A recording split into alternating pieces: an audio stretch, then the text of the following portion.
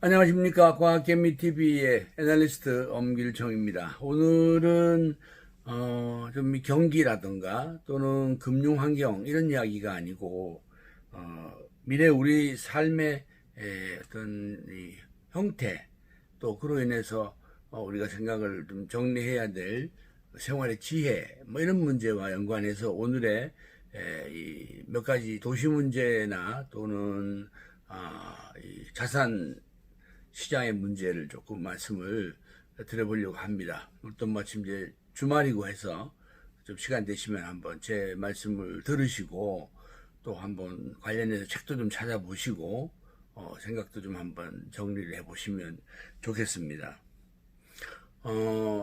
현재 이제 가장 이슈가 되고 있는 여러 일 중에 하나가 바로 서울 지역에서 급격히 이제 확산되고 있는 주택 가격의 상승입니다. 무엇보다 특히 최근에는 이제 실용주택이 많은 서울의 생활 그 기반이 주로 많이 잘 만들어져 있는 지역들이죠. 네, 이런 지역에서 집값들이 뭐 어떻게 보면 동반 상승하는 그런 현상이 나타났고, 또 어떻게 보면은 예전의 말로 하면 뭐 무슨 풍선 효과 뭐 이런 것도 없지 않아 있는 이런 일이 지금 나타나서 막 그 일에 관련되어서 그 지역에 세입자로 살고 계시거나 또는 꼭 그쪽에 가서 집을 장만하기로 마음 먹었던 국민들에게는 아주 한편으로는 큰 근심이 됐고, 또 뭐 여러 가지 정책 과제 중에서 무엇보다도 집값을 내리겠다라는 선거 공약을 가지고 지금 한 몇 년, 3년째 집권을 하고 있는 현 정부 입장에서는 아주 뭐 벽에 부딪힌 뭐 그런 현상을 현재 보게 됩니다. 연관해서 뭐 좀 다른 기류의 정부 쪽의 반응도 나오고 있습니다. 뭐 예컨대 그린벨트를 풀어서라도 서울권에 집을 짓자 뭐 이런 얘기, 또는 그 국가의 부지도 서울 도시 안에 있다면 활용해서 좀 집을 짓자 뭐 이런 이야기. 얼마 전까지만 해도 이 뭐 말하자면 보존하는 문제 또는 현실의 생활을 유지하게 하는 문제, 뭐 이것 때문에 서울에 있는 주택 정책은 요지부동이었습니다. 적어도 한 10년간은. 그러나 며칠 사이에 갑자기 이렇게 급격히 이제 변화가 있습니다.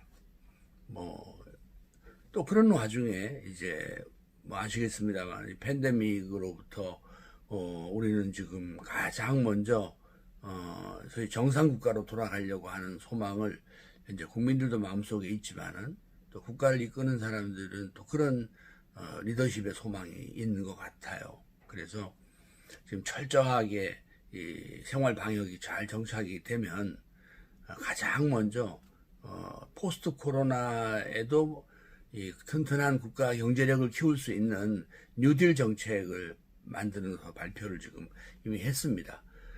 방식은 이제 디지털 뉴딜, 또 하나는 그린 뉴딜 이런 이름으로 되어 있지만, 뭐 크게 보면 이제 4차 산업혁명에서 기조를 가지고 있는 신운영 체계 또는 신소재 또는 새로운 신에너지 시스템 뭐 이런 거와 포괄적으로 연관되어 있습니다. 그런데 이제 여기에 막대한 돈을 또 투입을 하겠다 그래서 당장 지금 국가 경제 성장에도 기여하고 싶은 또 그런 아주 단기적인 투자 성과를 좀 내겠다는 것도 포함이 돼 있죠. 자, 이렇게 되면 말씀이죠. 지금 이제 서울 지역, 서울권, 뭐 일부 대도시권도 해당이 되겠습니다. 부산이나 광주, 대구, 뭐 이런 지역. 네, 이런 지역을 포함하여, 새로운 과학기술 또는 창의적 시민들 또는 새로운 도전적 기업, 창업가들, 이런 말하자면 이 새로운 뉴딜의 선도주자가 돼야 될 국민들이 이제 어느 곳에 자꾸 이렇게 모여 살려고 하게 됩니다. 활동을 할 때. 그러면 자연히 잘 아시는 이제 산학연이라는 말을 기본으로 하지요. 뭐 그 큰 기업이 있어야 되고 또 뭐 우수한 학교 시스템들이 있고 또 연구할 수 있는 연구 기능이 있는 이건 당연히 뭐 대도시 아니겠습니까? 뭐 그 중에 굳이 순서를 따지자 그러면 뭐 서울, 부산 뭐 이런 식으로 나가죠. 뭐 대구, 광주 뭐 이런 식으로. 얼마 전까지만 해도 이 주택 문제와 관련해서 이제 뭐 적어도 우리가 이 민주적인 정치가들이 정치 관점을 가진 이런 국가 지도자들이 이제 국가 전면에 많이 등장을 하고 지금도 현재는 더욱 더 그렇습니다만은 뭐 민주 또는 복지 뭐 이런 쪽에 또 평등 뭐 이런 쪽에 또는 소외적 기울어진 운동장의 균형 잡기 뭐 이런 쪽에 정치 소견을 가진 국가 리더들이 이제 지역 지방자치단체나 광역단체나 또 중앙정부를 좀 더 영향력 있게 움직이게 되는 이런 세상이 되면서 어떤 일들이 나타나고 있느냐 하면 더 외곽에 있는 도시개발 형태로 도시가 아니죠. 뭐 주거지 개발이죠. 한마디로 말하면 그런 형태로 변화를 좀 주게 됩니다. 그래서 당장 예를 들면 수도권 지역에 많은 집들이 특히 저 서울로 말하면 서해안 부근 쪽으로 가는 방향으로 많은 집들을 바닷가에다 그렇게 쳐놓고 뭐 가는 중간에 또 단지들이 개발돼서 아주 초고층 형태로 아주 밀집된 뭐 소위 말하면 그것도 실수요자 주택입니다만은 네, 실수요자 주택들이 거기 세워졌습니다. 그런데 이제 그 전 단계를 또 앞에 보면 그 앞에 단계의 우리 국가는 대체로 이 국가 성장주의자들이 정치 리더십을 또 발휘하던 그런 시절이었습니다. 성장주의자 입장에서 바라보면 서울 주변에다 이제 기업 용지를 공급하기가 쉽지를 않고 또 땅값이 비싸고 그러니까 좀 이제 기업인들에게 귀를 기울이는 또 정치가들이거든요. 성장주의자들은 이 기업인들은 저 밖에 있는 농경지나 또 약간의 말하자면 그 자연도 조금 사용을 할 수 있으면 좋겠다. 이런 요구를 자꾸 하게 됐죠. 그러면서 이제 도시 문제와 또 직결해서 도시 안에서는 주택도 지금 공급이 잘 안 되고 또 뭐 도로 문제도 복잡하고 또 당장은 이제 자꾸 이런 그 뭐 석화 에너지 이런 걸로 인해서 도시 환경 문제가 나빠지고 그러니까 또 소음 문제도 있고 그럼 도시 밖으로 공장을 짓게 하자 해서 잘 아시는 뭐 수도권 공장 이전 촉진법이라는 것도 있고 수도권 정비법 또 뭐 과밀 해소 지금법 뭐 등등으로 인해서 이 기업에게 도시 밖에다 조금 더 산업 용지를 확보하기 좋도록 이렇게 해놨습니다.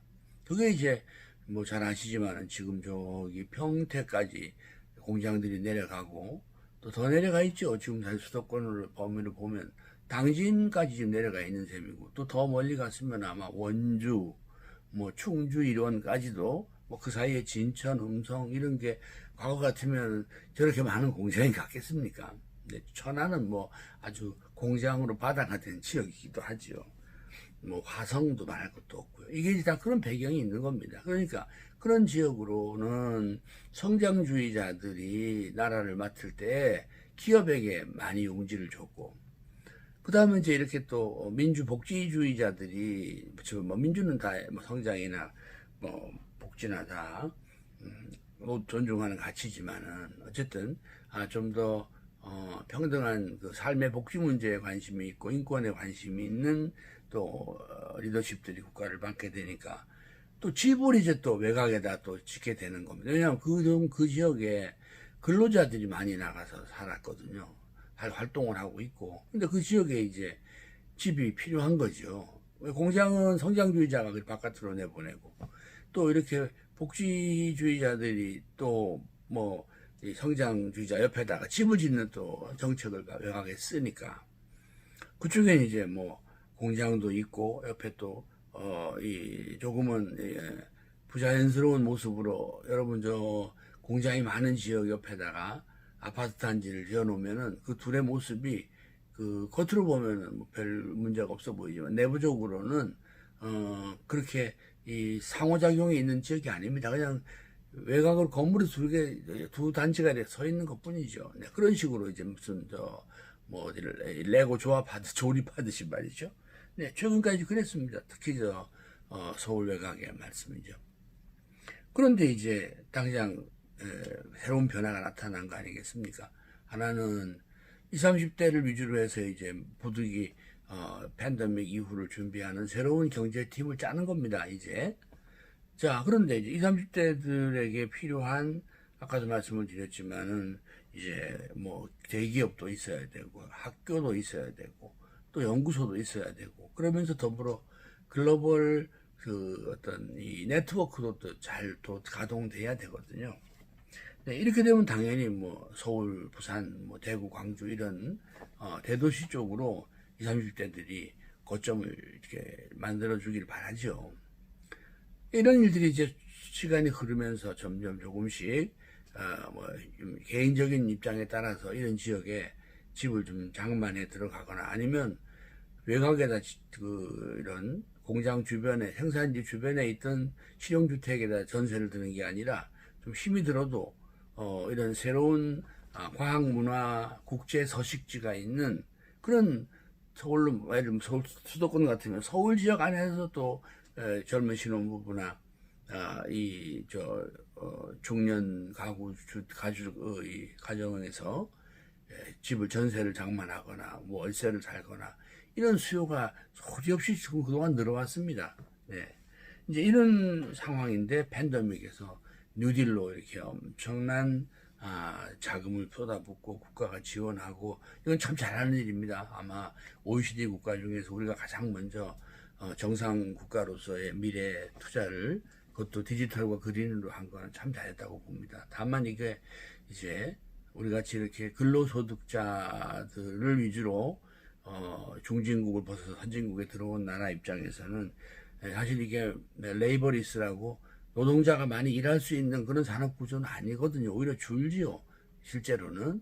그래서 당장 이제 도시의 근로자 가구들의 이 재정 수입 문제에 대해서 문제가 또 등장을 할 텐데 그건 또 딱 별도로 또 뭐 이런 국민 산업 배당이라든가 또는 GDP 대비해서 이 국부를 좀 배분하는 문제 이런 것들이 뭐 이미 재난 기본소득에서 한 차례 경험을 하셨습니다만은 이런 이전 소득 개념으로 또는 국민 기본 재산권 보상 개념으로 이렇게 이제 논의가 정치적돼야 됩니다만은 어쨌든 그 전에 이 주식 가격이나 주택 가격이나 소비나 이런 건 생물이거든요. 그러니까 먼저 움직입니다. 이렇게.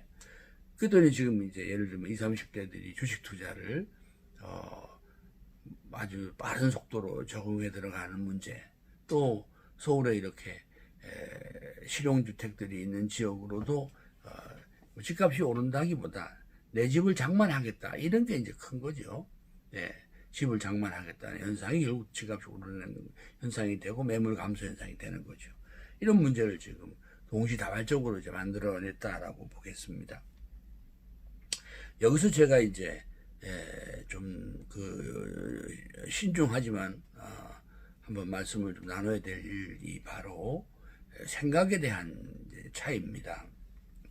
예컨대 지금 이제 많은 국민의 지지를 받게 된 현 정부 또 이 현재의 정치적인 어떤 기류 중심 기류 그 기류의 근저에는 아주 오래전부터 이제 이 인류의 어떤 담론의 하나인 노동 가치설이 근저에 있습니다.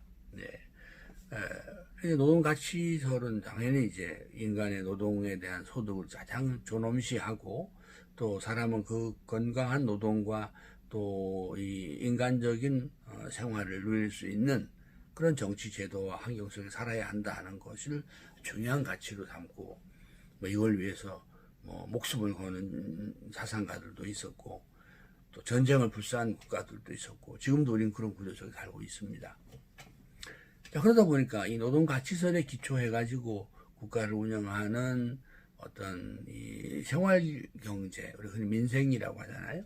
민생 문제를 다루려고 하면 세 가지 문제에 소위 말해서 꽂히게 됩니다.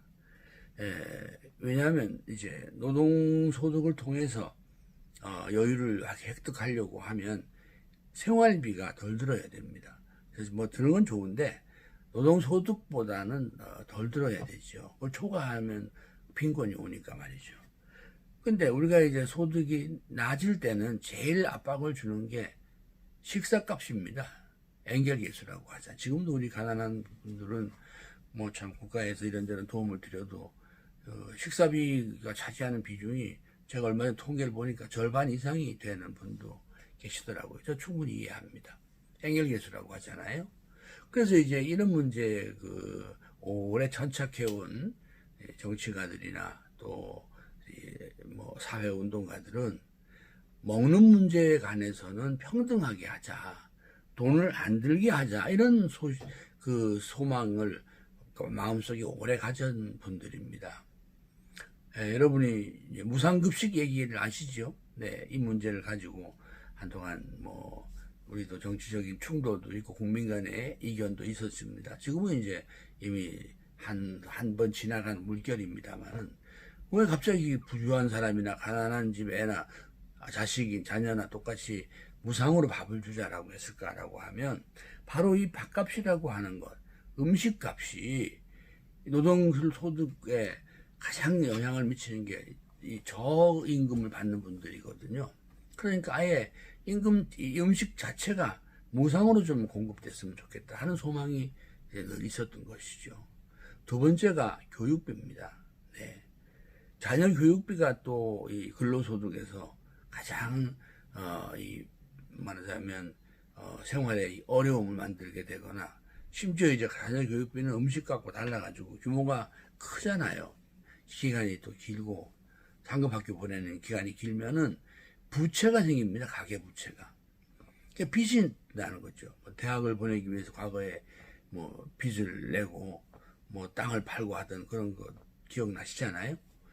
그러니까 무상 교육에 대한 또 생각을 이 노동가치서를 오래 이렇게 전착하다 보면 그 다음으로 또 가게 됩니다. 그래서 뭐 반값 등록금 얘기도 나오기도 되고 또 이 학자금에 대해서 다양한 지원에 대해서 또 정치적인 공약들이 나오고 이제 그러는 거거든요. 또 의무교육을 확대하게 하고 또 뭐 예를 들면 이 유아교육시장 같은 경우는 국공립을 자꾸 늘리게 하는 거 이런 것들이 다 뭐 무슨 뭐 나라를 저런 식으로 움직이냐 그런 게 아니고요. 노동가치설에 기초해서 가난한 노동자 또는 건강한 노동력으로 살아가는 국민들에게 먹는 문제, 가르치는 문제에 대해서는 이것이 빈부에 영향을 주지는 않아야 되겠다 하는 그런 어떤 정치적인 소망이죠. 네, 그런 문제 때문에 그렇습니다. 세 번째가 이제 바로 이 집값입니다. 집값은 뭐 지금도 영향을 모든 국민에게 미치지만은 뭐 특히 도시 근로자한테는 말할 수가 없죠. 일상적인 생활비 중에 서민들로만 국한해서 보면은 만약에 월세로 기준으로 집이 없는 분들을 기준으로 말씀드리면 한 달 생활비 중에 이 주거비가 차지하는 비중이 5분의 1 가까이 됩니다. 그러니까 그거를 빼고 뭐 예를 들면 문화 지출을 또 해야 되고 여행도 다녀야 되고 뭐 이런 식으로 하면 삶의 질이 현저히 내려가게 되죠. 또 뭐 집 자체를 장만하기 위한 저축은 아예 꿈도 못 꾸는 일이 되니까 평생 이제 세입자로 살거나 그런 문제가 등장합니다. 그래서 또 이제 결국은 이 복지 정치에 관심이 높고 노동 가치나 또 이 인간다운 삶에 관심이 많은 정치가들이나 사회운동가 쪽에서 보면 집값이 올라가는 게 저게 마뜩치 않는 겁니다. 네. 실제 또 그게 부담되니까 말이죠. 그래서 결국 정치적인 이슈를 만들어서 집값을 못 올라가게 하겠다. 뭐 근심하지 마시라. 또 집값이 많이 안 들도록 하겠다. 또는 임대료를 아주 묶어놓겠다. 뭐 등등의 이런 일들을 쭉 정치적 공헌을 하고 또 실천을 했습니다. 근데 여기서 이제 또 어떤 문제가 발생하느냐. 바로 인간의 욕망의 문제가 발생을 합니다. 우리가 근심을 없앴다 그래서 소망이 잦아드는 건 별개의 문제입니다. 이 주택에 관해서는 또 다른 문제, 인간의 심리 세계가 있는 것으로 연구가 되어 있습니다.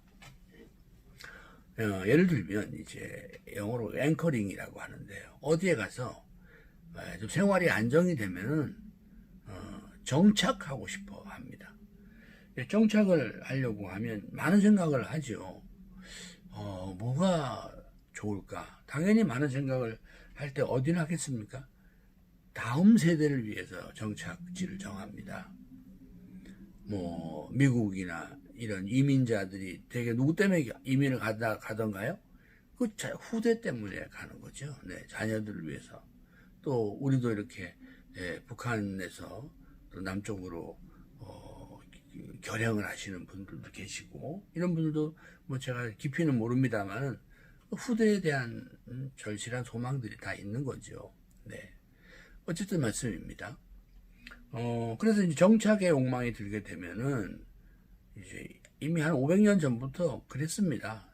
첫째, 청결한 도시에 가서 살아야 되겠다. 이제 이탈리아에서 베네딕트라고 하는 도시 전문가가 5세기 전에 이렇게 정리해 놓은 얘기입니다. 첫 번째는 위생이 청결한 곳에 가서 살아야 되겠다. 그 무렵에 그 유럽이 잘 아시는 대유행병이 있었거든요. 흑사병이라고. 지금 우리 상황하고 같습니다.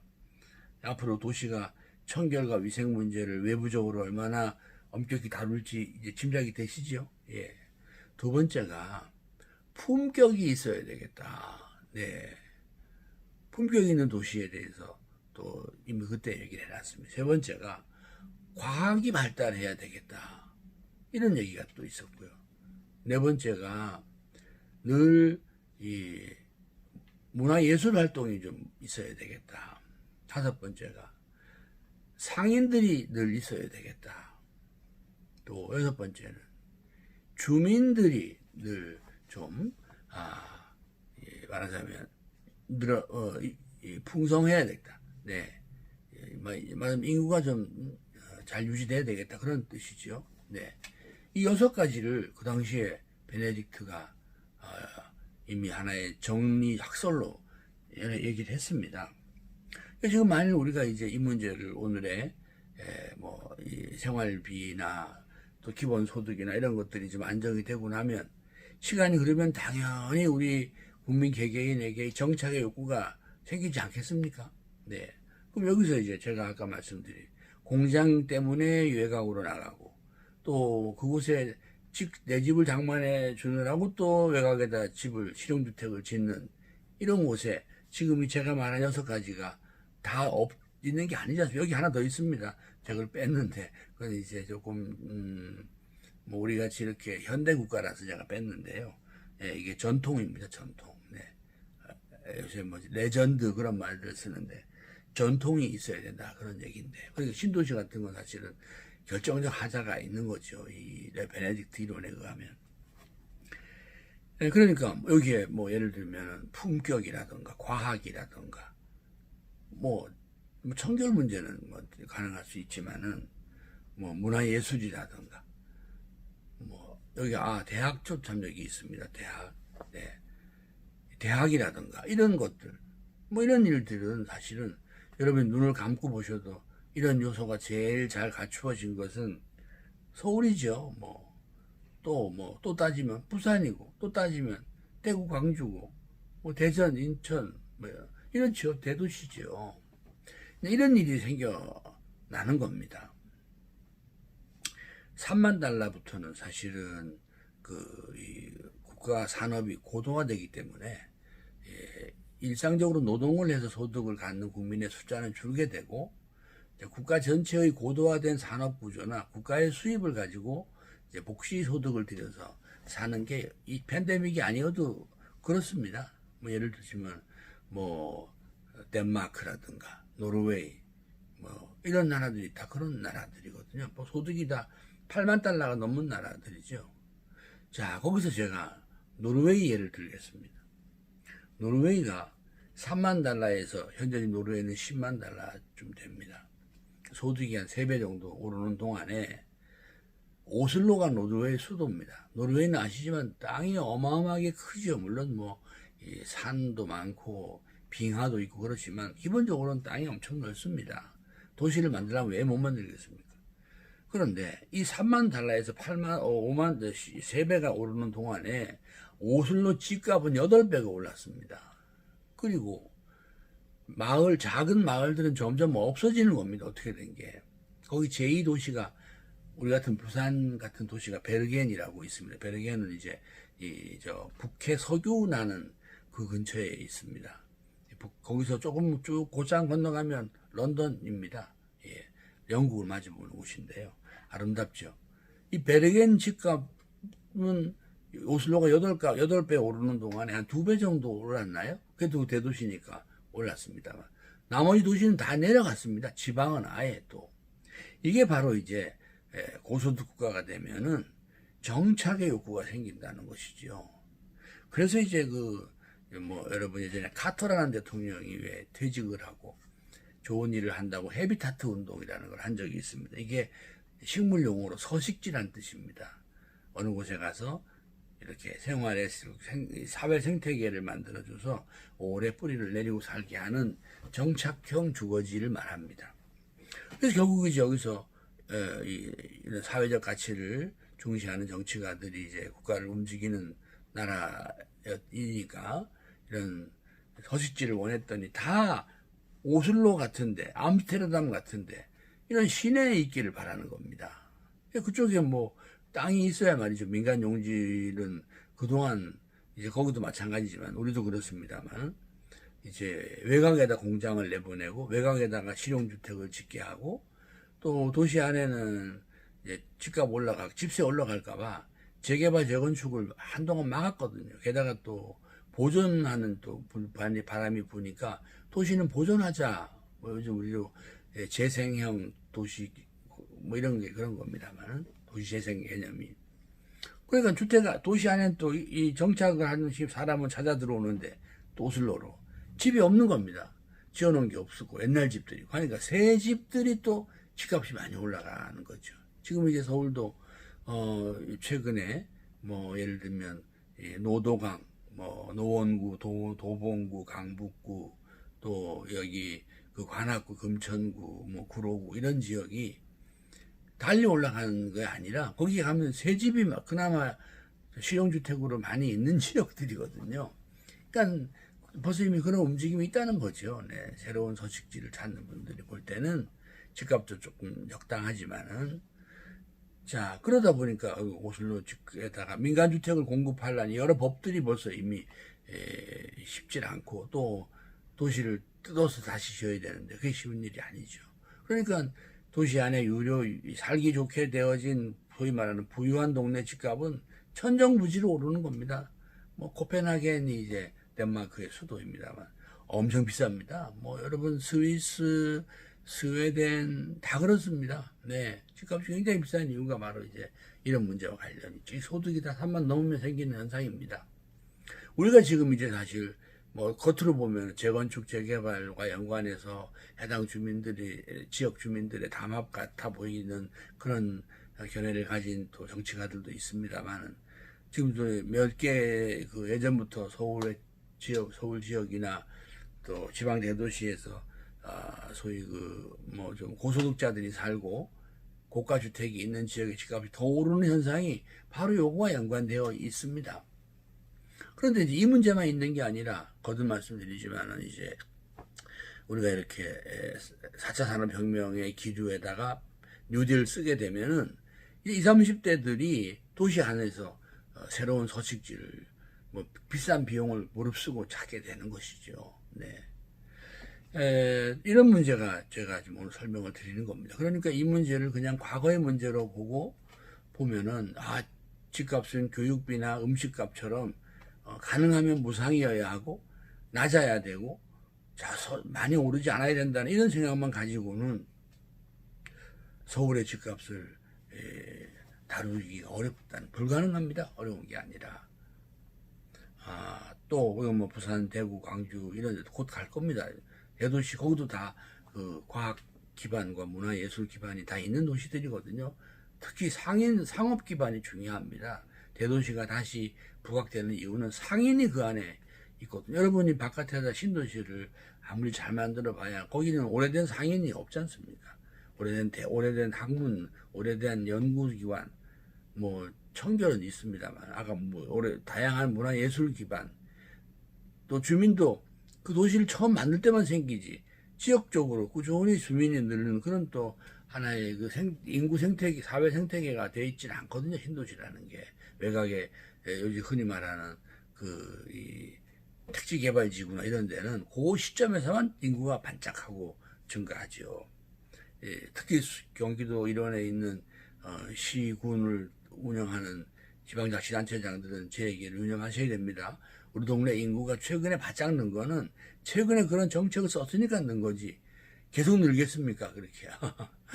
그래서 또 뭐 몇만 명 도시로 제가 키우겠습니다 하고 또 공헌을 하고 출마를 하고 또 그렇게 해서 거기에 맞춘다고 또 다시 그 지구 단위 계획을 세워서 또 아파트 허가를 내주고 특히나 뭐 공장 부지를 또 뭐 산업 농공단지라고 또 뭐 몇 개를 더 늘리고 하시지만 지금 이제 그린 뉴딜, 디지털 뉴딜은 거의 대체로 공장이 있어도 그 주위에 사람이 필요가 없는 형태이거나 또는 대도시 안에 이런 그 레전드급 도시 안에서 일어나는 산업혁명이거든요. 미국도 마찬가지거든요. 다 그러니까 맨하탄 쪽으로 올라 그러고 뭐 예를 들면 싱가포르 같은 도시국가를 모이고 쥐리 같은 데 모이고 프랑크푸르트나 함부르크 뭐 런던 이런 데서 새로운 스타트업이 생기는 거거든요. 네. 그래서 결국 이제 디지털 뉴딜이나 만일에 이런 그린 뉴딜이 생긴다고 하면 부유한 사람도 거기서 생기는 거죠. 새로운 부유층도. 예를 들면 여러분의 미국이 이제 디지털 부자들이 많은 데가 잘 아시는 실리콘밸리라고 아시죠? 거기 뭐 예전에 그냥 허벌판이죠. 샌프란시스코 주변에 있습니다만 거기서 이제 이 사람들이 성공을 하니까 당연히 정착지를 어디로 찾겠습니까? 샌프란시스코 안쪽으로 들어오는 겁니다. 그 자기들이 있던 그 벤처 단지는 바깥에 있는데 그게 이제 요새 애플이라는 회사, 구글이라는 회사가 미래형 본사를 지어놓은 건물을 언제 기회 되면 한번 보시면 좋겠는데 저도 가보지 못했습니다. 설계도만 봤는데 그 아주 거기서 오랫동안 살아도 됩니다. 그 안에서 이렇게 큰 우주선처럼 만들어 놨습니다. 돔처럼 체육관처럼 캠퍼스죠 하나에. 그게 세너제이라고 굉장히 또 샌프란시스코에서는 그 잘 아시는 유명한 대학교 이제 거기 가면은 그 스탠포드 대학교라고 있지 않습니까? 그 학교 옆에 있습니다. 그쪽으로 부자들이 와서 살아요. 네. 그러니까 세계 땅값이 제일 비싸죠, 그 집이. 그러니까 디지털 성공자가 생기고 그린 성공자가 생기면 그들이 일하는 곳 옆에 최고의 또 주택지가 생기게 되는 건 당연한 일입니다. 그러다 보니까 이제 뭐 서울도 대전으로 예전에는 그 과학단지가 가는 것을 그때는 서울시가 가만히 있었습니다. 또 그때만 해도 굉장히 중앙정부가 힘이 셀 테니까. 그래서 이제 오늘날 대전 쪽에 과학 기반이 다해졌습니다만은 서울시도 지금 서울시 안에다가 예를 들면 양재동 일대에다가 대기업을 위한 연구단지를 준다던가 당장 마곡에 가면 LG그룹이 연구단지, 코롱그룹이 연구단지가 있잖아요. LG그룹은 저 양재동에도 있고 삼성도 지금 슬슬 서울로 들어와서 LG 쪽에다 양재동 지역에 또 서초 지역에다가 자리를 잡고 있는 건 아시죠? 네. 게다가 저 원래 있던 홍릉, 키스트 있던 지역으로 다시 또 바이오 단지가 들어오는 것도 아시죠? 네. 결국은 이제 슬금슬금 다 안으로 들어옵니다. 이런 사이언스 파크나 스타트업 단지가. 지금 뭐 구로당 공단이 아주 잘 재생되지 않았습니까? 젊은 스타트업들에 의해서. 제가 봐서는 뭐 서울대학교 주변이나 연세대학교, 서강대학교, 이화여자대학교가 있는 신천 주변, 또 고려대학교, 경희대학교, 뭐 외국어대학교가 있는 그런 그 홍릉 청량리 주변, 시립대학교가 있죠. 또 한양대학교, 뭐 건국대학교 이런 게 있는 성수동 주변 이런 데가 이미 벌써 변하는 게 눈으로 보이시죠? 네. 중앙대학교가 있는 흑석동 부분도 변화가 있고 말이죠. 이게 다 이런 거 관련이 있는 겁니다. 네. 그래서 저는 이런 이제 말씀이 오늘 너무 많이 또 주말인데 길게 하네요. 이 대학 선생 출신들이 이렇게 잔소리가 많습니다. 우선 첫째 제가 좀 대통령이 여러 가지 일을 이제 동시다발적으로 지금 어젠다를 던졌는데 저는 그린 뉴딜, 디지털 뉴딜 정말 역사에 남을 만한 위대한 선수다. 네, 봐도 그러면 우리가 제일 먼저 두는 정말 저는 평가받아야 된다고 하고 참 잘한 결정이라고 생각합니다. 그렇지만 또 하나 이제 이렇게 하나 더 있습니다. 참 주식 양도소득세 문제를 일부 정치권에서 이야기를 하고 국가에서 정부에서 얘기를 했더니 대통령이 아직은 그럴 때가 아니다라는 취지의 발언을 한 것도 저는 잘하는 언급 같아요. 물론 이제 더 논의가 돼야 되겠습니다만은 20, 30대들은 앞으로 이런 자산소득, 재무소득 외에는 아니 뛰어난 연구자가 아니면 실제 소득을 만들 수가 없습니다. 그런데 이제 겨우 주식 투자를 좀 시작을 했는데 여기다가 여태 안 하던 양도소득세 문제를 나중에는 해야 됩니다. 당연히 소득이 있는 곳은 과세해야죠. 그러나 그 지난 60대가 돈이 있으면 얼마나 있겠습니까? 또 벌면 얼마를 벌고요. 이게 그러나 심리에 영향을 미칩니다. 세금이라는 게. 이거 대통령이 아마 좀 한 발 물러서라고 아마 언급을 한 취지인 것 같아요. 저는 그것도 역시 미래에는 필요한 일이지만 잘한 유연한 리더십이다. 그런데 이제 주택에 관하여는 엊그제도 국회에서 대통령이 연설하는 걸 들으니까 집으로 돈 버는 사람이 없도록 하겠다. 이건 맞는 말이죠. 그러나 물론 거기도 투기란 용어 썼습니다. 부동산 투기로. 이제 그러나 그거하고 부동산 가격이 오르는 문제하고는 메커니즘이 다른 얘기입니다. 이게. 네, 이 얘기만 이제 하고 마치겠습니다. 영국에서 이제 런던에 이제 사람들이 이런 일, 제가 오늘 쭉 설명한 일로 런던에 사람들이 많이 오죠. 전 세계적으로 사람이 옵니다. 그 자꾸 런던 집세가 올라가니까 런던 이제 그 정치가들이 임대주택을 많이 공급을 했습니다. 몇백만 채를 했죠. 오랫동안. 그래서 그런 데는 집값 안정이 되는 듯 했습니다. 그런데 한 십수년 전부터 무슨 일이 벌어지느냐. 이 임대주택에서 어느 정도 그 재산을 좀 모은 분들이 옆에 있는 민간주택을 비싼 값으로 사기 시작을 하는 겁니다. 바로 이제 정착의 욕구죠. 네. 살아보니 좋거든요. 그런데 집값을 계속 임대료가 싸도 결국 돈이 나가는 거잖아요. 또 그렇다고 재산이 크게 만들어지는 것도 아닌 것 같고 하니까 융자를 얻어서 또 이자율이 내려갔습니다. 영국 빅뱅이라는 걸 하는 바람에 금융 여건이 좀 좋아졌었거든요.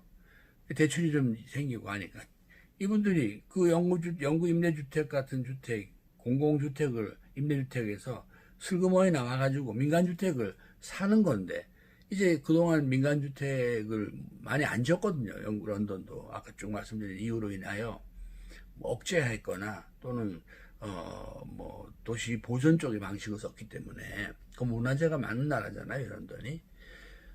근데 국민들은 자꾸 그런 집을 원하는 건데 새 집은 없고 그러니까 새 집은 더 비싼 거죠. 낡은 집도 민간주택이 더 비싸졌고 그래서 결국은 견디다 악인다 못해서 그 임대주택을 바꿔줬습니다.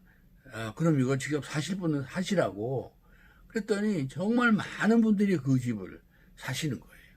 놀랍게도.